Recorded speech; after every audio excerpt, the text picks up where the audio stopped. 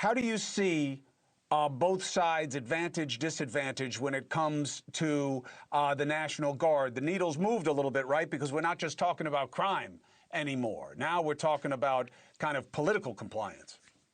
Well, number one, let's make sure that we don't have the National Guard roaming the streets of America and on the orders of the president invading states where you have governors like Westmoreland, Maryland, governors like Pritzker in Illinois, and others saying, we're the commander-in-chief of our respective state. You're violating the Constitution by bringing these people into our state without our approval. Let's make sure that we don't have to sit around and hear that. That's number one. But the other side to all of this is, you know, in Washington, D.C., obviously that's run by the federal government. We understand that Trump was perfectly within his right to set the National Guard in there.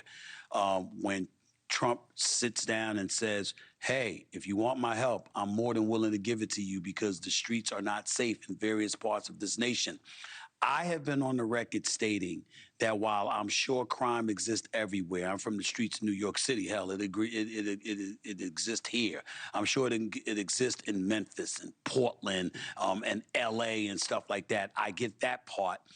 Chicago has always been a special scenario for me because Obama was in office as a junior senator. He was in the Capitol as a junior senator. It was going on then. It was going on before then. It was going on when he got there. It was going on when he was the president of the United States. It was going on when he departed and Trump was there his first term. It was going on with Biden, and it's still going on. And I don't believe, and I don't care what the data says, I don't care what kind of numbers they try to throw out at us. It has always, if you are a black person, you cannot deny how disturbing it repeatedly is that most often when you hear about violence, particularly in the streets of America, never escapes you that Chicago is always mentioned.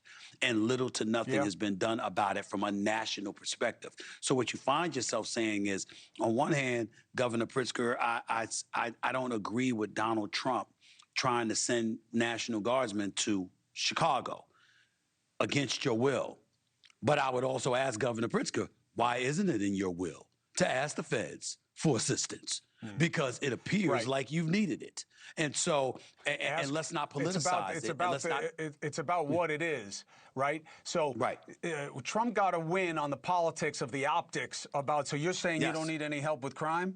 And the Democrats looked like they'd rather have crime than have Trump get a win, right? That's what Bondi meant. I wish you loved Chicago as much as you hate Trump.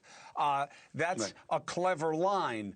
But the real response was, no, I'll take your help, but it's about what kind. I want the DEA, I want the Vice Squad, I want the anti-gang squads, I want the alcohol and firearms in here. That's it. I don't want the National Guard. That would have been the right response.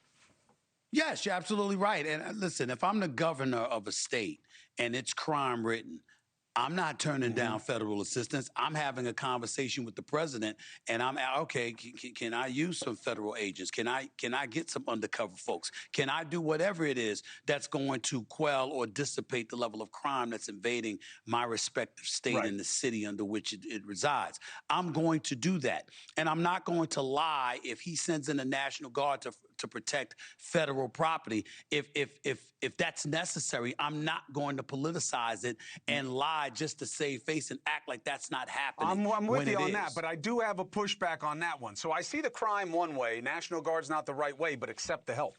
On ICE, you got to stop arresting people who do not have any place as a bad hombre. You know, that's why people are coming out. People care about the people in their communities. We don't judge our neighbors on the basis of how you got into the country in a lot of especially in big cities. And there is hyper enforcement.